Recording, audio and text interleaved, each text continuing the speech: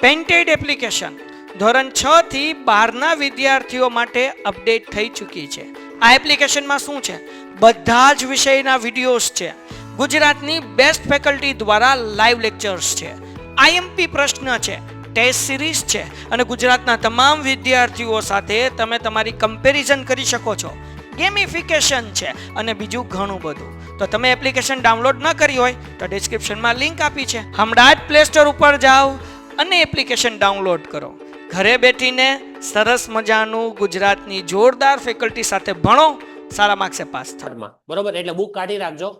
હું કહું પછી નથી કાઢવાની, બુક અને પેન હાથમાં જોવે. Non verbal information. જો આ પ્રકારની માહિતીમાં શાબ્દિક રજૂઆત હોતી નથી. આ પ્રકારની માહિતીમાં કમ્યુનિકેશન. તમારે આમાં શું કરવાનું છે? આમાં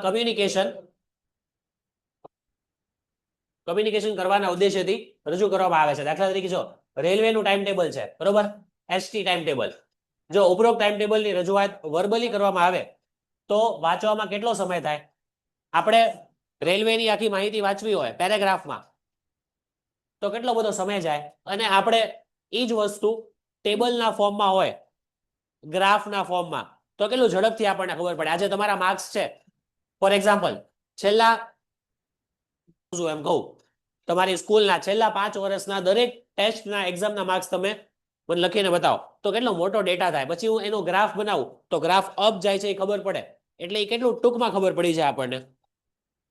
એક સાથે ઘણા બધા લોકો સમજી શકે તે ઉદ્દેશ્યથી વિવિધ પ્રકારના ટાઈમ ટેબલની રજૂઆત નોન વર્બલી કરવામાં આવે છે, મૌખિક નહીં. નોન વર્બલ ઇન્ફોર્મેશનની રજૂઆત ઓછી સ્પેસમાં થાય. આમ થોડીક સ્પેસમાં વધુ રજૂઆત કરી એ પણ એક ફાયદો છે. સ્પેસ ઓછી અને રજૂઆત મોટી થાય તો ફાયદો જ થાય અને ઝડપથી ખબર પડે અને માહિતી જલ્દી કન્વે થાય. જો ઇન્ફોર્મેશન ટ્રાન્સફર, એમાં શું આવે?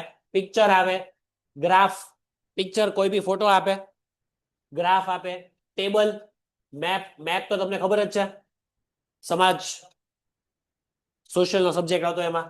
ડાયાગ્રામ આવે છે, સાયન્સમાં આવતા હોય. આ બધાના ફોર્મમાં તમને ક્વેશ્ચન આપે અને તમારે એ ફોટો જોઈને, એ ડાયાગ્રામ જોઈને એની ઉપર પેરેગ્રાફ બનાવવાનો. એને કહેવાય ઇન્ફોર્મેશન ટ્રાન્સફર, ડિસ્ક્રિપ્શન. ઓકે,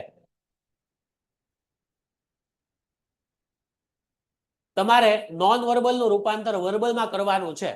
તમને આપેલો હશે ડાયાગ્રામ, નોન વર્બલનું રૂપાંતર તમારે વર્બલમાં કરવાનું છે, બરોબર. આ આપણો ટોપિક છે. ડાયાગ્રામ એટલે કોઈ પણ આકૃતિ હોય, આકૃતિ જે તમને સાયન્સમાં આઈ થિંક તમે કરી હશે. ફોર એક્ઝામ્પલ ડાયજેસ્ટિવ સિસ્ટમ છે, હ્યુમન ડાયજેસ્ટિવ સિસ્ટમ છે.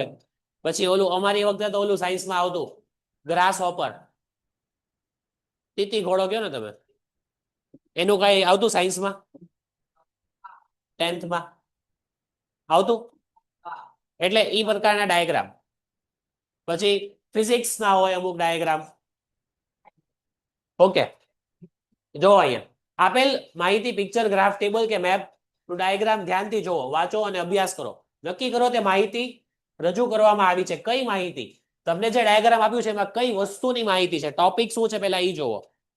અને આપેલા ટેબલ, ગ્રાફ કે ડાયાગ્રામને શું કહેવા, એ આપણને શું એકચ્યુઅલી કઈ ઇન્ફોર્મેશન. સપોઝ તમારા માર્ક્સ છે, કઈ ક્રિકેટ કોઈ બેટ્સમેન, 5 બેટ્સમેનના ટોપ સ્કોરના માર્ક્સ છે, શું છે એકચ્યુઅલી, પહેલા એ ફાઇન્ડ આઉટ કરો. આપેલ માહિતી તમારી માતૃભાષા દ્વારા સમજો, તમે ટ્રાન્સલેટ કરો, પછી ઇંગ્લિશમાં લખો. કેટલાક વાક્યો મનમાં બનાવો, આ જરૂરી છે. ડાયરેક્ટ લખવાની મળવાનું, બરોબર. કયા કાળમાં વાક્યો બનશે તે પણ નક્કી કરો. જુઓ આ ખાસ, કારણ કે તમે ટેન્સમાં મિસ્ટેક કરો છો. પ્રેઝન્ટમાં આવશે, ફ્યુચરમાં આવશે. અમુક અમુક માહિતી કેવી હોય કે આગળ, હવે સપોઝ 2026 થી 2030 નું કંઈક પ્રેડિક્શન કરેલું છે કે 5 વર્ષમાં, આગામી 5 વર્ષમાં આવું આવું થશે કોઈ પણ ફિલ્ડમાં, તો એ તમે ફ્યુચર ટેન્સમાં લખશો. 2020 થી 2025 ની માહિતી આપી હોય તો તમે પાસ્ટ ટેન્સમાં લખશો. એટલે તમારે એ ખાસ જોવાનું, પછી નક્કી કરવાનું કે પ્રેઝન્ટ ટેન્સ, પાસ્ટ ટેન્સ ઓર ફ્યુચર ટેન્સ. અમુક વાર અત્યારનું જ હોય, ફોર એક્ઝામ્પલ અત્યારનું 2025-26 નું કંઈક હોય. જો ટેબલ, ગ્રાફ કે ડાયાગ્રામ ભૂતકાળની માહિતી હોય એમાં હોય તો તે ભૂતકાળમાં લખવાની, એના સ્વરૂપમાં લખવાની. હમણાં મેં સમજાવ્યું એમ. અને જો ભૂતકાળ હોય તો શું લાગે? જનરલી બધામાં ઈડી લાગે. રેગ્યુલર હોય, નિયમિત હોય તો પ્લે પ્લેડ પ્લેડ, પછી રાઈટ હોય તો એ નિયમિતમાં નથી આવતું, રાઈટ રોટ રિટર્ન એ અનિયમિત ક્રિયાપદ થઈ ગયું.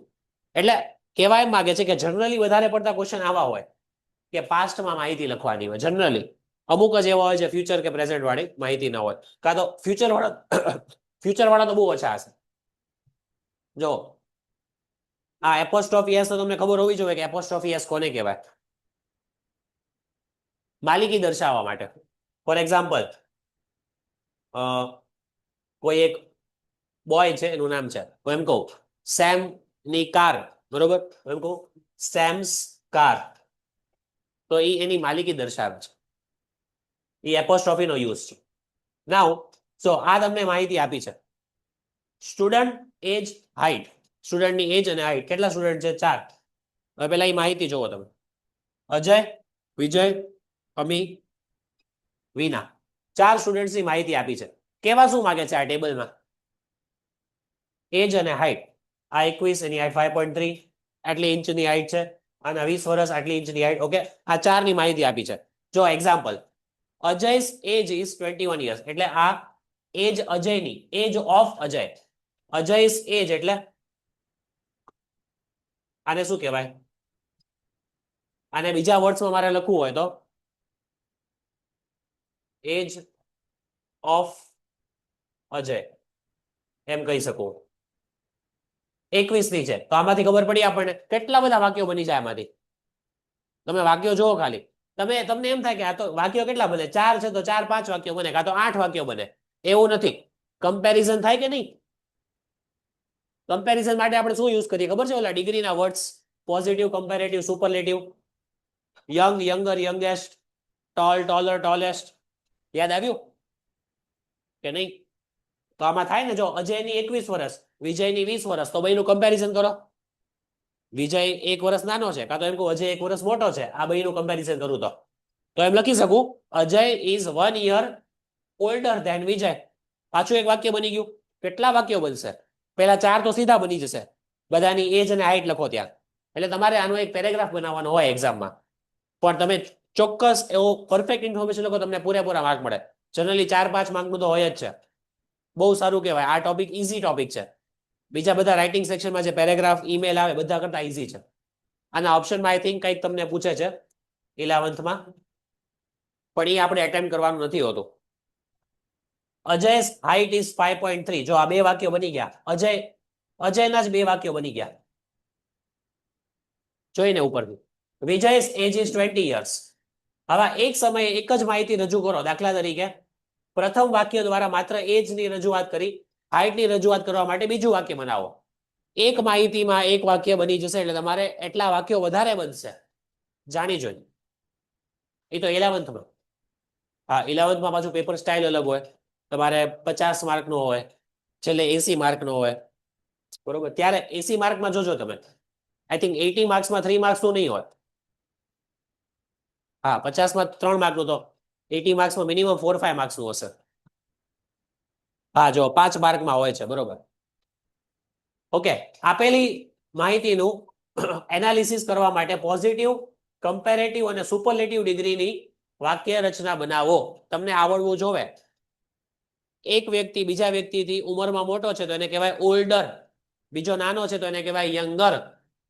હાઈટમાં મોટો છે કોઈ, ટોલર, અને બીજો હાઈટમાં નાનો છે તો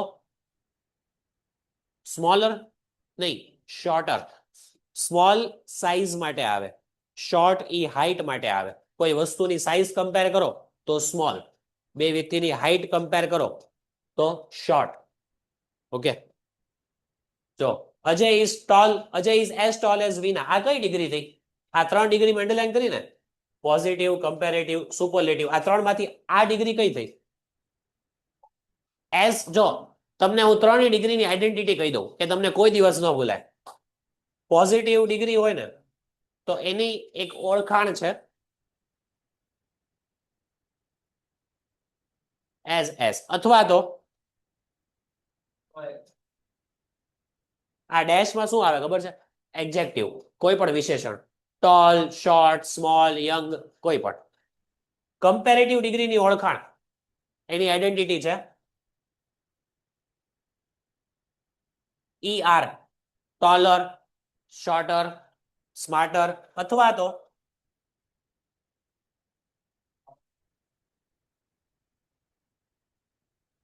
મોર અને એની સાથે ધેન, મોર પછી કોઈ વર્ડ આવે, મોર બ્યુટીફુલ ધેન, મોર ઇન્ટેલિજન્ટ, જેમાં ER ના લાગે ત્યાં મોર લાગે.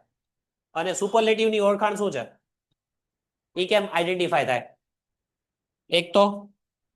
એક તો એમાં ધ આવે, બીજું EST અથવા તો most, the smartest, the most beautiful, the most intelligent, આવા બધા. જોવો ટેબલ જોવો, Ajay is as tall as Veena. Ajay અને વિનાની હાઈટ સરખી છે? અજય અને વિનાની હાઈટ સરખી છે, તો આ વાક્ય બની ગયું. પછી જો વિના is as old as Ajay, આ સાચું? વિના અને અજયની એજ એક સરખી છે. કેટલા વાક્ય બન્યા જોવો તમે. Ajay is not older than Veena. Ajay છે એ વિનાથી ઉંમરમાં મોટો નથી. This is a table about age and height of students. તમે જ્યારે શરૂઆત કરો ને ત્યારે સીધું તમારે કન્ટેન્ટ નહીં લખવાનો, પહેલા કઈ વસ્તુની માહિતી આપી છે એવો વાક્ય પહેલો હોવો જોવે. આ વાક્ય આ ટેબલમાં કે આ ગ્રાફમાં કે આ પાઈ ચાર્ટમાં કઈ માહિતી આપી છે એ પહેલું વાક્ય હોવું જોવે. 4 students are mentioned in that table. એ બી સાચું, 4 સ્ટુડન્ટ નું હતું. Out of 4 students, 2 girls and 2 are girls and 2 are. Painted application ધોરણ 6 થી 12ના વિદ્યાર્થીઓ માટે અપડેટ થઈ ચૂકી છે. આ એપ્લિકેશનમાં શું છે? બધા જ વિષયના વિડીયોઝ છે. ગુજરાતની બેસ્ટ ફેકલ્ટી દ્વારા લાઈવ લેક્ચર્સ છે. આઈએમપી પ્રશ્ન છે, ટેસ્ટ સિરીઝ છે અને ગુજરાતના તમામ વિદ્યાર્થીઓ સાથે તમે તમારી કમ્પેરિઝન કરી શકો છો. ગેમિફિકેશન છે અને બીજું ઘણું બધું. તો તમે એપ્લિકેશન ડાઉનલોડ ન કરી હોય તો ડિસ્ક્રિપ્શનમાં લિંક આપી છે, હમણાં જ પ્લે સ્ટોર ઉપર જાઓ અને એપ્લિકેશન ડાઉનલોડ કરો. ઘરે બેઠીને સરસ મજાનું ગુજરાતની જોરદાર ફેકલ્ટી સાથે ભણો, સારા માર્ક્સે પાસ થાઓ. બોયઝ, આવું પહેલા સ્ટાર્ટિંગમાં આ વાક્ય તો હોવું જ જોવે. આવા વાક્યો પછી તમે આગળની માહિતી લખો એજ વિશે, હાઈટ વિશે. હવે જો એક્ઝામ્પલ, સ્ટડી ધ ટેબલ. હવે આની ઉપરથી પહેલા તમે મને આન્સર આપશો, બરોબર? આપણે આ આન્સર પછી ચેક કરશું છે અને તમે મને અત્યારે કયો. ચલો આ એક લખો, હું બધા નહીં લખાવું તમને. હેડિંગ આપો ઇન્ફોર્મેશન ટ્રાન્સફર અને આ ટેબલ બનાવો. હું તમને એક જ એક્ઝામ્પલ લખાવીશ. નહીં નહીં નહીં, આ એક જ પાકું. હા ટેબલ બનાવો સેમ. ઇન્ફોર્મેશન ટ્રાન્સફર આ જ હેડિંગ અને પછી ટેબલ બનાવો અને પછી હું પહેલા આપણે ડિસ્કસ કરશું, પછી હું આન્સર બતાવું ને એ લખજો. પહેલા ખાલી આ ટેબલ બનાવો હેડિંગ આપીને બધા. તમારે લોકોએ શીખવાનું ઈ જ છે આજના લેક્ચરમાં કે કેવી રીતના સારા સેન્ટેન્સ બનાવવા કે તમને માર્ક્સ પૂરેપૂરા મળે, બરોબર? બાકી તમે જે વાક્યો બનાવ્યા એમાં 1-2 માર્ક તો કટ થઈ જ જાય. આમાંથી પહેલા છે ને તમે હાફ સેન્ચુરી વાળું જોવો. ખાલી તમે હાફ સેન્ચુરી ચેક કરો કોની હાઈએસ્ટ છે. તો 41 એવું તમે વાક્ય બનાવો. Out of 4 players given, data of the 4 players given, 41 scored the highest number of half centuries. તો હાઈએસ્ટ આવ્યું એટલે તમે સુપરલેટિવ ડિગ્રીનો યુઝ કર્યો. આવું વાક્ય બનાવો તો વધારે સારા માર્ક્સ મળે. પછી તમે આ ટેબલ જોવો, રન્સ કોના હાઈએસ્ટ છે. If you compare 4 players, હવે છે ને થોડુંક અલગ બનાવવાનું. If we compare the 4 players data given, data એટલે જે આપેલું છે. Yes, in the given data, if we compare the 4 players runs, Sachin has scored the highest runs, that is 583. એટલે આમાં વાક્ય મોટું બન્યું, ડિગ્રીનો પણ યુઝ કર્યો. તમે કેવા શોર્ટ સેન્ટેન્સ બનાવો છો એમાં કદાચ હા થાય જ, કરવાનું જ છે. બાકી તમને 4 માંથી કદાચ 2-3 માર્ક મળી જાય, 4 માંથી 4 આમાં મળી શકે, શક્યતા છે. પછી તમે મેન ઓફ ધ મેચ જોવો, કોની હાઈએસ્ટ છે award. when we talk about man of the match, the person or the player who won the highest number of man of the match award is Kalis and that is 5 times. કેટલું મોટું વાક્ય બને જુઓ. આ એક example છે. હવે તમે આનો જવાબ લખો કે કેવી રીતના સારો આન્સર તમે લખી શકો. પછી આ લોકોને ઓકે જે ઓનલાઈન છે એ લોકોને બ્રાઇટનેસ બરોબર લાગે છે? બરોબર, yes Alia, your answer is correct. Lowest વાળો આન્સર પણ કરેક્ટ છે. બ્રાઇટનેસ બરોબર લાગે છે તમને ઓનલાઈન જે લોકો છે? નહીં, આ લોકોને તરત ખ્યાલ આવે કારણ કે સ્ક્રીન સામે બેઠા હો. આપણું બાકી ઓકે. ધ ટેબલ, જો મેં તમને પહેલા કીધું હતું, હા આ બધા ભૂલી ગયા, હું બી ભૂલી ગયો. તમે સ્ટાર્ટ કેમ કરવાનું હતું? સીધું સ્કોર થી ને કાંઈ સેન્ચુરી થી સ્ટાર્ટ નતું કરવાનું. આ ટેબલ શેનું આપેલું છે, માહિતી શેની છે? પહેલું વાક્ય હંમેશા ઈ જ હોવું જોવે. ધ ટેબલ ડિસ્પ્લે એટલે show, displays the score of leading batsmen of IPL. Leading એટલે ટોપ મોસ્ટ, જે IPL માં સૌથી સારું પરફોર્મન્સ છે એવા. ઉપર લખેલું છે, એ તો કોપી જ કરેલું છે. જો આ નહીં લખ્યું હોય તો લગભગ ઈ પૂરા માર્ક નહીં આપે. તમે સીધું શરૂ કરી દો કે આની આટલી સેન્ચુરી, આના આટલા વધારે રન, આના high. Sachin scored 583 runs in the IPL tournament. Dravid score minimum, જો કોઈ દ્રવિડ નું મિનિમમ, આપણે મેક્સિમમ હાઈએસ્ટ જોઈ લીધું, મિનિમમ તો આપણે બોલ્યા જ નહીં. એનાથી બી વાક્ય બને કે દ્રવિડના સૌથી ઓછા 410 રન છે. અહીંયા તમે એડ મિનિમમ રન્સ પછી કોમા કરીને તમે રન લખી શકો. આ તો તમને એક સજેશન આપું છું. આ એક્ઝામ્પલ છે, તમે આવું ને આવું લખો એવું જરૂરી નથી, પણ આ ટાઈપનું. Kallis score 10 half sanctuaries. જો હાફ સેન્ચુરી એટલે કેટલા રન? 50 એમ બોલો ને. તો એને 10 વખત હાફ સેન્ચુરી, 10 વખત એને 50 રન પૂરા કર્યા. પણ ઈ જો તમે અહીંયા 10 ને છે ને આમ લખો ને તો એ નેગેટિવ માર્કિંગ થાય. ડિજિટમાં નહીં લખવાનું. ઇંગ્લિશ સબ્જેક્ટ હોય ને ત્યારે આવું નહીં કરવાનું. જે બી ઈ જ્યારે આમાં સ્કોર, તમે આનો સ્કોર કોપી કરો છો ને ત્યારે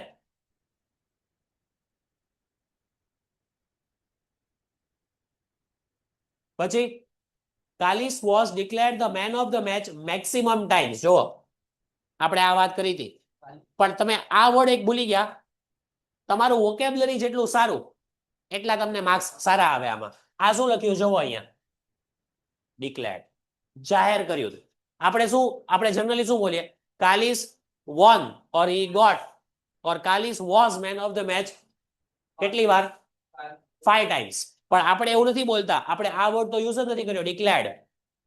મેક્સિમમ ટાઈમ્સ, સૌથી વધારે જો કોને મેન ઓફ ધ મેચ છે? કાલિસની. તો આ બધા જે વર્ડ્સ છે ને, મેક્સિમમ, ડિક્લેર્ડ, એનાથી તમને સારા માર્ક્સ મળે. કઈક સારા વોકેબ્યુલરી વર્ડ્સ યુઝ કરો તો.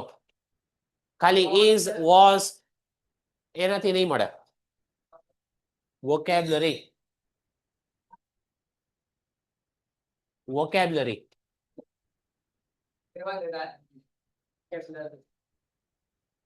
છું કે તમે આવું ને આવું લખો જરૂરી નથી, પણ આમાંથી તમને આઈડિયા મળે. ડિગ્રી વાળા વાક્યો બનાવવાના. પોઝિટિવ, કમ્પેરેટિવ, સુપરલેટિવ ડિગ્રી વાળા વાક્યો હોવા જોવે તમને જો સારા માર્ક્સ આમાં જોવે. Looking at the performance of all batsmen, I can conclude. જો સૌથી ઇમ્પોર્ટન્ટ વાક્ય જેના તમને સૌથી સારા માર્ક્સ મળે. I can conclude that performance of Kalis is better than any other. સમજાયું તમને? કોઈ બી ટેબલ આપેલું હોય ને, કોઈ બી ચાર્ટ, એમાં શેની માહિતી આપી છે ને ઈ આમાં લખવાનું ડિસ્પ્લે કરીને. ધ ટેબલ કાં તો ચાર્ટ આપ્યો તો ચાર્ટ, ડિસ્પ્લે એટલે શો નહીં લખવાનો. એનો સારો વર્ડ ડિસ્પ્લે. જેમ ડીપી હોય છે, ડિસ્પ્લે પિક્ચર, બરોબર? એ તો બધાને યાદ જ હોય. DP WhatsApp. ઓકે, લાસ્ટ જે સેન્ટેન્સ છે ને,